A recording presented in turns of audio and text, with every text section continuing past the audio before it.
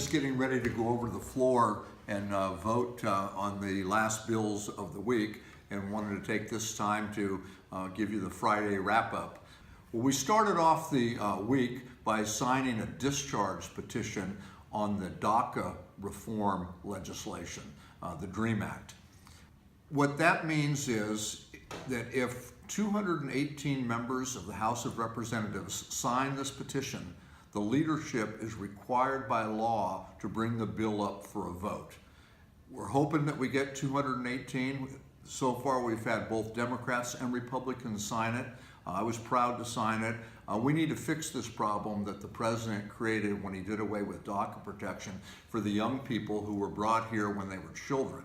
These young people, these DACA recipients, are doing great things in our country. They're teachers, they're military personnel, they're students, they're part of our workforce, they're entrepreneurs, and they're as American as any one of us. They know no other place as home. The United States of America is their home. We need to get this thing passed and signed into law.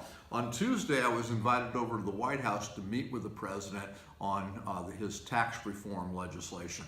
Had probably about an hour and a half meeting, and the president assured us that everybody was going to love this bill. It was going to be the biggest tax cut in the history of the country, that it was going to pay for itself, and it wasn't going to help wealthy people one bit. As a matter of fact, he said a number of times that wealthy individuals would not benefit from his tax bill. And then the following day, on Wednesday, they rolled that bill out in Indiana.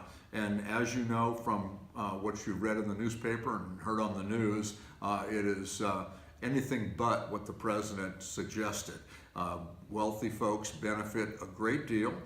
There's some provision that would actually increase tax liability on middle class and poor individuals. It gives all kinds of tax breaks to wealthy folks, and as important and as troubling, it's not paid for.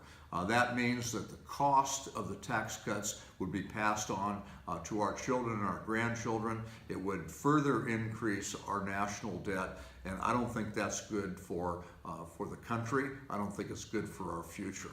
So we'll continue to work on this, and hopefully we'll be able to craft a bipartisan tax reform bill that will focus on the middle class and the working class people, and go out from there to make sure that we can generate a healthier, stronger economy.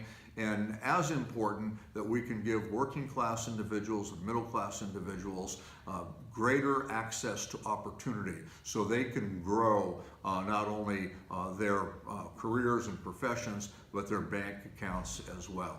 And in the good news category, the Graham-Cassidy bill to repeal the Affordable Care Act was taken off the agenda for a vote. I think the Senate heard loud and clear that the American people do not want the Affordable Care Act repealed.